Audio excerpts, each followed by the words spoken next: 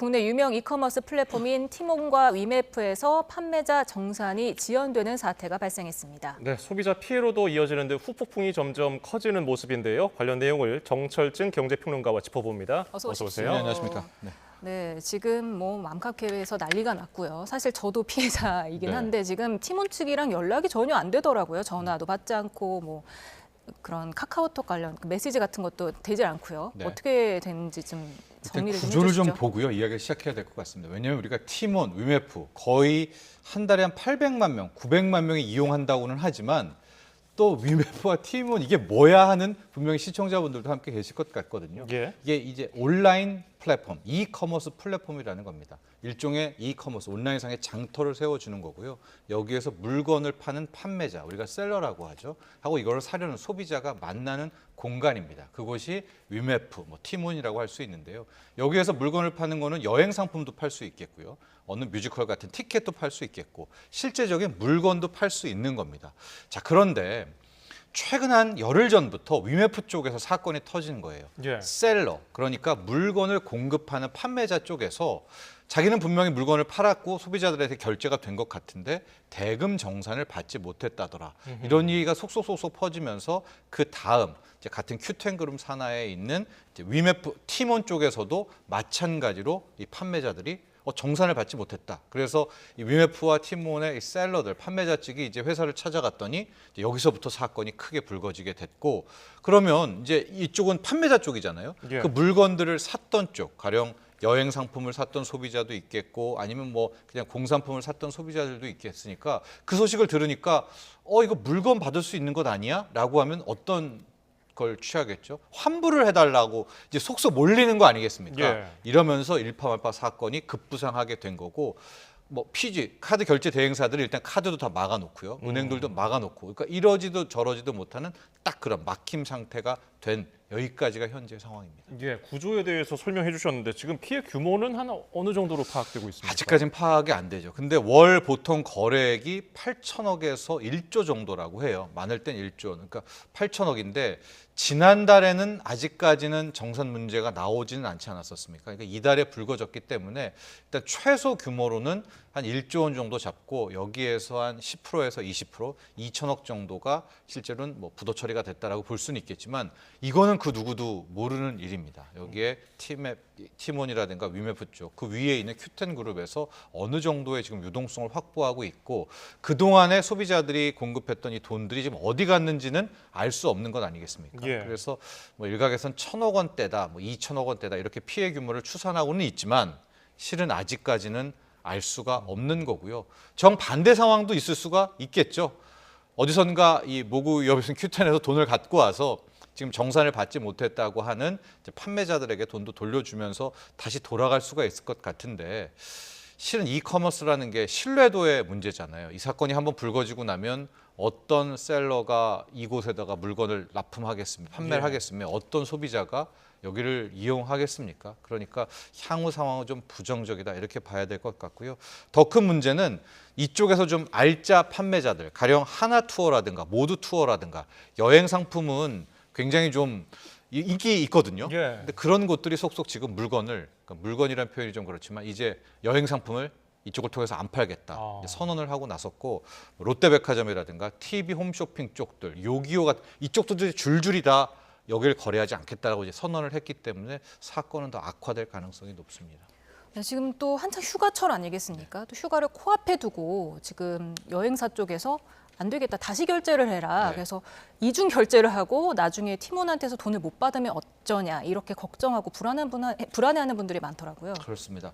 그러니까 지금 이런 거죠. 앞서 이제 얘기한 것이 판매자들, 가령 하나투어라는 여행사들은 판매자잖아요. 자기네가 여행 상품을 팔았고 이거를 어떤 소비자들이 돈을 내고 샀죠. 근데 이 둘이 직거래를 하는 것이 아니라 그 가운데에 있는 이 플랫폼, 그게 위메프일 수도 있고 티몬일 수도 있는데 여기 돈이 들어갔다 나오는 거예요. 근데 소비자는 돈을 결제를 했을 거 아니에요. 예. 근데 이 돈이 판매자인 여행 상품을 판 축으로 지금 들어가지가 않았다는 겁니다. 이 돈은 지금 어디에 있는지를 모를 테니까 그러면은 하나투어 같은 판매자들은 우리 정산해달라 요구를 하는 거고요. 이제 이 물건을 샀던 소비자들은 여행 상품을 받으면은 좋은데 이걸 못 받게 되면 환불해달라고 이야기를 할 거 아니에요. 예. 근데 지금은 환불도 정산도 둘 다 안 되는 상황이고요. 위메프하고 티몬이 뭐 3, 4일 전까지만 해도 이제 환불을 요구하는 소비자들에게 계좌 이체 방식으로 환불은 해주겠다라고 이야기는 했습니다만, 글쎄요. 최근 뭐 이틀간 실제 계좌 이체를 통해서 환불을 받았다라는 소비자들의 지금 전원은 아직은 안 들리고 있고, 아예 예. 계좌 이체 자체도 먹통이다. 신청 자체가 먹통이다. 또 이런 하소연들 올라오고 네. 있거든요. 지금도 계속 환불 계좌 등록 자체가 안 되더라고요. 그렇죠. 네. 예, 만약에 계좌 이체 방식으로 하면 고객한테 그 계좌를 받아야 될 텐데 아마 그 작업 자체가 네, 먹통인 계속 상태인 거. 오류만 뜨는 상황입니다. 예, 그러니까 지금 판매자, 소비자 모두 전전긍긍하고 있다. 이렇게 보시면 되겠습니다. 예, 그래서 지금 티몬이나 위메프 모회사인 큐텐은 왜 돈이 없는가 그걸 들여다보니까 최근에 단기간에 우리가 얘기만 들으면 알 법한 그런 이커머스 회사들을 많이 인수했더라고요. 그렇습니다. 그래서 자본 잠식이냐 이런 얘기가 있던데 어떻습니까? 예, 두 가지 측면에서 자본 잠식, 지금 유동성이 굉장히 위기가 왔다라고 추론을 해볼 수가 있을 텐데요. 첫 번째는 말씀하신 대로 공격적인 M&A입니다. 예. 큐텐하고 하면 전설적인 국내 이제 이커머스의 인물 구영배 대표가 나오고 있는데요. G 마켓의 창업자고 저걸 이베이에 팔았을 때 뭐 떠들썩했죠. 뭐 그것도 2008년 말 금융위기 터지고 나서. 근데 저러고 나서 아마 동일 사업에 못 뛰어가는 뭐 그런 원칙 때문에 쉬었다가 예. 이제 혜성처럼 다시 싱가포르의 큐턴이라는 이커머스의 일종의 지주회사를 세우게 된 겁니다. 그래서 다시 등극을 해서 그 2022년부터 이제 공격적으로 사들이기 시작을 해서 티몬 사들이고 인터파크, 위메프, 최근에 AK몰, 또 미국의 위시몰까지 다 싹 다 이제 인수를 하게 되면서 새롭게 이제 시작을 하나 보다라고 했는데, 문제는 저 과정에서 충분한 투자사를 잡지 못했던 것이 아닌가라는 추론이 일단 들어요. 예. 왜냐하면 저 정도의 공격적인 M&A를 하려면 상당한 뭐 자금력이 있는 쩐주를 확보를 해야 되는데 그걸 못한 게 아닌가? 그게 첫 번째 유동성 위기의 이제 추론이고요. 두 번째는 적자입니다. 위메프도 그렇고 뭐 티몬도 그렇고 거의 1,000억대의 적자가 계속 나고 있어요. 그러니까 실제적으로 사업을 해서도 돈을 못 벌고 있고 투자사도 못 끌어온 것 같고, 저런 상황 어디에서 이제 이런 사태가 초래되지 않았는가라는 현재까지는 추론이고요. 그래서 앞서도 말씀드렸지만은 뭐 큐텐 관계자가 와서 어디선가 돈을 끌어온다면 문제는 해결될 수가 있을 것 같습니다. 지금 저 상황이죠. 티몬, 위메프 모두 자본 잠식이에요. 이제 단기적으로 단기 유동부채, 단기 유동자산만 이제 보고 놓고 보면 유동자산은 뭐 현금성 자산이 티몬은 1,000억밖에 안 되는데 단기에 갚아야 될 자산이 7,000억. 예. 위메프도 600억밖에 없는데 갚아야 될 부채가 3,000억.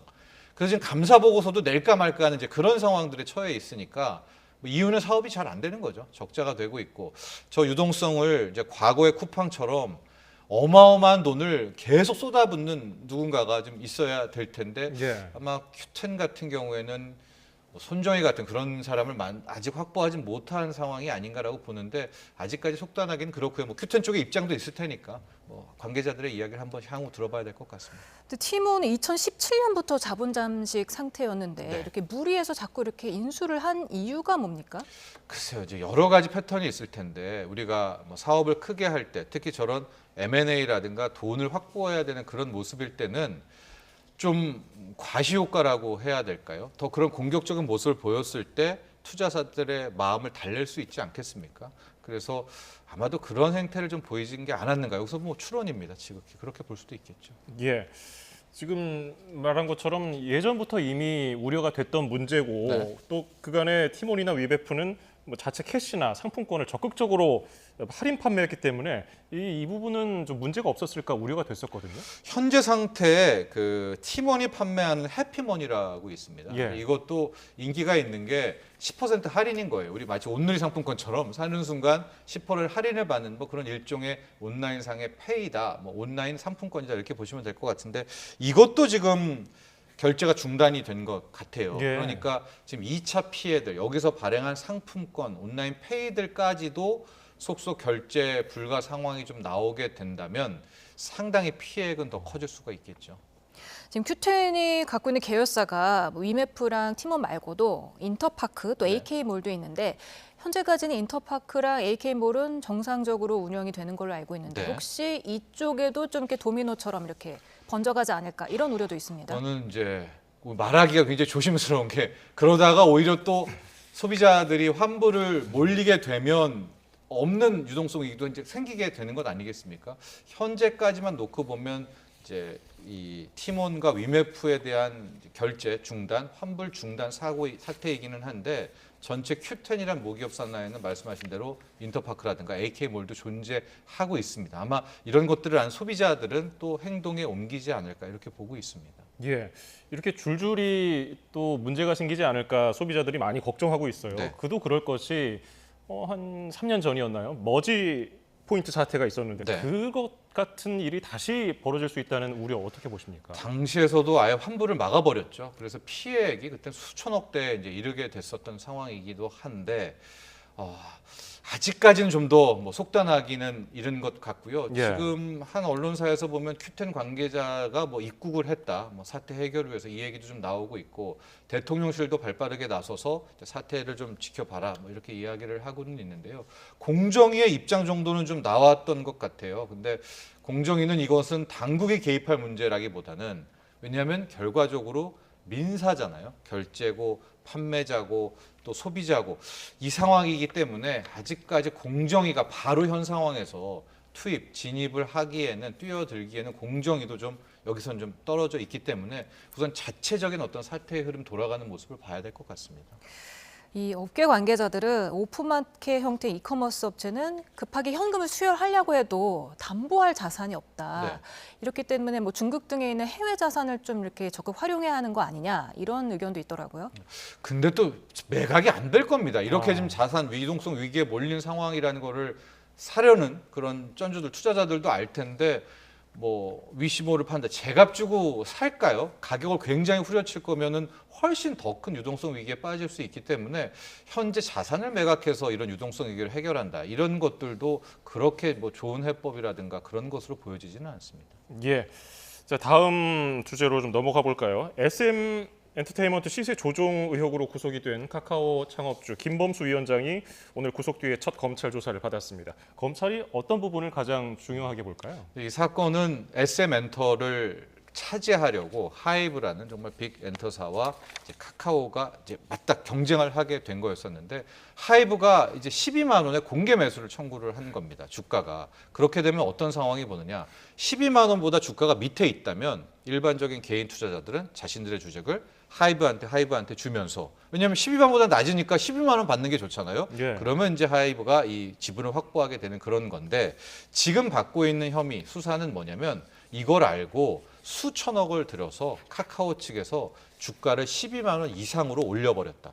시세 조정을 했다라는 겁니다. 실제로 이제 그렇게 되면서 하이브는 뭐 의미가 없게 되죠. 공개 매수가보다 훨씬 더 주가가 높게 됐으니 공개 매수라는 게 의미가 없었던 이제 그런 부분이기도 한데요. 이미 저 SM엔터 시세 조정과 관련해서는 배 대표 등에서 2명 정도가 구속도 됐었고 보석으로 풀려났지만 지금 기소 상태고요. 그 다음에 칼날이 김범수 의장, 김범수 창업주에게로 이제 겨누게 된 건데 두 가지였어요. 첫 번째는 저 시세 조정을 하라고 지시를 했나라는 부분. 예. 두 번째는 시세 조정한 것을 사후에 보고받고 승인했나 혹은 용인했나라는 것까지도 검찰은 보고 있는데요. 아마 지시를 했다라는 거는 밝히기는 쉽지 않을 것 같습니다.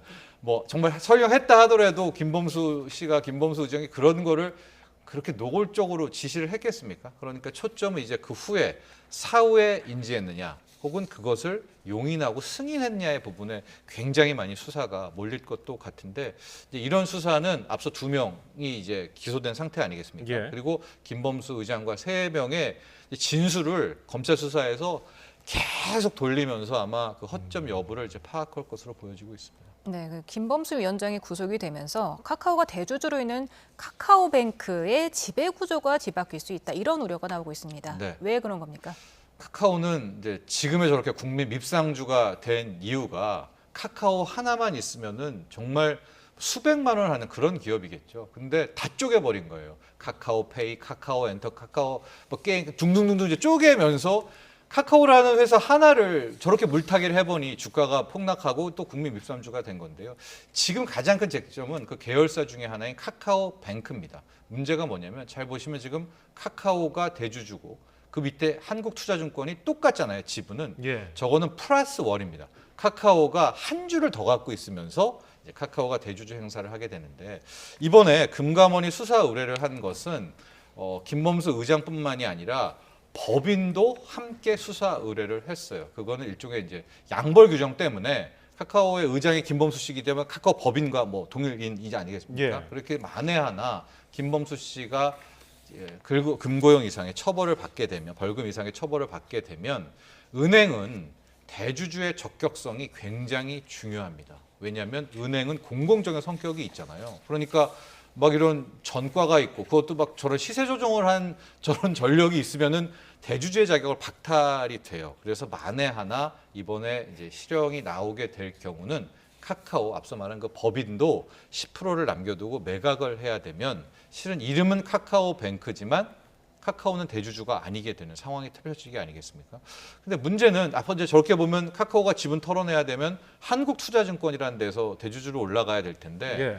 한국투자증권이 저는 좋아라 할 것 같지는 않거든요. 왜냐하면 한국투자증권이 저렇게 은행을 먹게 되면 한국금융지주라는 곳이 이제 은행금융지주사가 돼야 현재 지금 비은행 금융지주사거든요. 예. 근데 은행 관련한 은행금융지주사가 되면 진짜 태클이 많아요. 뭐 공시 의무, 자본 적정성 의무. 그러니까 저쪽은 이제 동원이랑도 얽혀 있기 때문에 아마 한국투자증권이 저 은행을 가질 생각은 저는 안 할 것 같거든요. 그렇다면 이제 형사처벌되면 저게 또 지분이 매물로 나오고 여러 가지들의 어떤 리스크들은 또 불확실성은 커질 수 있지 않겠는가라고 보고는 있지만 저는 이번에 저 김범수 의장 구속되고 주가들이 다 급락을 했거든요. 카카오 예. 계열사들. 근데 카카오뱅크 같은 경우에서는 저거 먹으려는 굉장히 매력이 있을 것 같거든요. 저기는 굉장히 뛰어들 것 같기 때문에 왜냐하면 카카오뱅크의 실적은 뭐 계속 연간 30% 이상씩 성장을 하고 있고 앞으로 향후 뭐 5년 뒤, 10년 뒤에는 지금의 MZ들 그 밑에 세대가 오프라인 은행 갈까요? 다 아마 이제 온라인 뱅크, 인터넷 뱅크 갈 것 아니겠습니까? 그래서 오히려 저 리스크 쪽만 어느 정도 가닥이 잡히게 되면 카카오뱅크 정도는 그나마 좀 주목을 받을 수 있겠다 이렇게 보고 있습니다. 카카오뱅크는 김범수 위원장 간밤에 구속되고서 장이 열리니까 잠깐 반짝했다가 급락했단 네, 말이죠. 급등했다가 다시 급락했다가 예. 오늘은 약간 좀 상승하는 그런 모양새가 있는데 카카오, 앞으로 예. 카카오 전체로 봤을 땐 주가 흐름 어떻게 좀 나와요? 카카오는 일단 이번에 구속 여부와 함께 실형 여부를 함께 봐야 될 것 같은데요. 저는 뭐 재료적인 측면에서는 이게 거의 막판이 아닌가라고 보여지고 있고 만에 하나 이번에 뭐 실형을 받던 아니면 또 무죄로 풀려나던 각성해야 됩니다. 그동안에 그렇게 문어발 쪼개기로 해서 많은 투자자들을 울린 거죠. 뭐 한 회사 기업은 일반적으로 소비자라는 고객도 있지만 자신의 회사에 투자한 주주도 자신들의 중요한 고객인데 뭐 저렇게 물을 타버리니 주가를 폭락하는 건 아니겠습니까? 예. 그러니까 이참에는 그동안 쪼갰던 거 저는 싹 다 팔고 다시 좀 이제는 하나로 좀 모아주는 그런 행태로 쇄신하는 모습을 보여야 되지 않을까 이렇게 제언하고 싶습니다. 네, 이번에는 이제 전 세계적으로 관심을 받고 있는 미국 대선 경제적인 관점에서 한번 살펴보겠습니다. 지금 해리스 부통령이 트럼프 전 대통령과의 양자 대결 가상 대결에서 오차 범위 내에서 앞선다 이런 여론조사 결과가 나왔습니다. 네, 첫 번째였던 것 같고요. 로이터의 제가 알기로 로이터 통신의 여론조사였던 것 같은데 해리스 후보가 44%, 트럼프가 42%고 아마도 이제 로이터뿐만이 아니라 뭐 블룸버그 등등이 이제 계속 이번 주 내내 여론조사를 펼칠 것 같은데 지금 나오는 이야기가 다시 민주당 쪽도 결집을 한다라고 해요. 예. 그래서 지금 만에 하나 지금은 이제 하나 저렇게 나온 건데 해리스가 역전한 결과가 하루는 해리스가 역전했다가 또 그 다음 날은 트럼프가 역전했다가 이제 이런 상황이 펼쳐지게 된다면 가장 요동을 칠 곳은 주식시장이죠. 그러니까 지금도 이것도 왜냐하면 지난 한 주에 트럼프 피습 이후에 트럼프의 당선 가능성 뭐 70% 얘기되니까 일명 트럼프 트레이드라고 해서 트럼프가 좋아라 하는 업종은 급등하고 미워했던 업종은 급락하고 뭐 이랬잖아요. 예. 근데 오늘 당장 저렇게 해리스가 오히려 앞서는데라고 하니까 주식시장에서는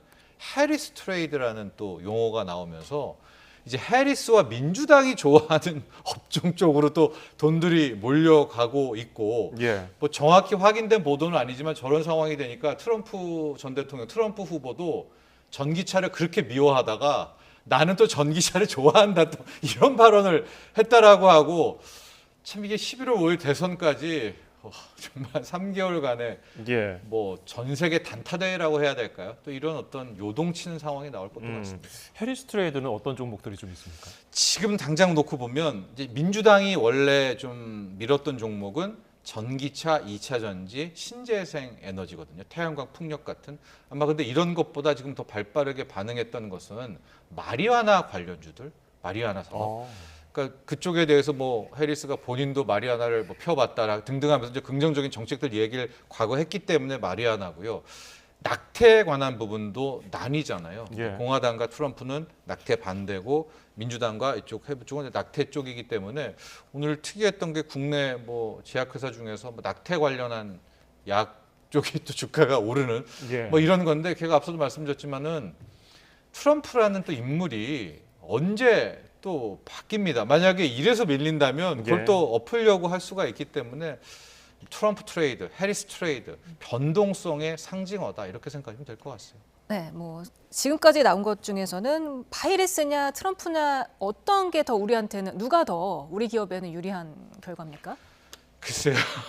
이건 굉장히 말하기가 조심스럽기는 한데 이제 행보를 보면 트럼프 후보는 불확실성이죠. 그렇기 때문에 불확실성보다는 기존의 바이든, 이제는 해리스 쪽에서 확실성 쪽을 더 선호하는 것은 이제 사실이지만은 글쎄요. 이제 과연 트럼프 후보가 지금 저렇게 말을 했잖아요. 예. 뭐 전기차에 뭐 의무화 정책 폐지한다 뭐 이렇게 얘기는 하고 있지만 또 어떤 카멜레온처럼 다른 모습을 보일 수 있다는 점도 염두에 둬야 될 것 같아요. 알겠습니다. 지금까지 도움 말씀에 정철준 경제평론가였습니다. 고맙습니다. 감사합니다.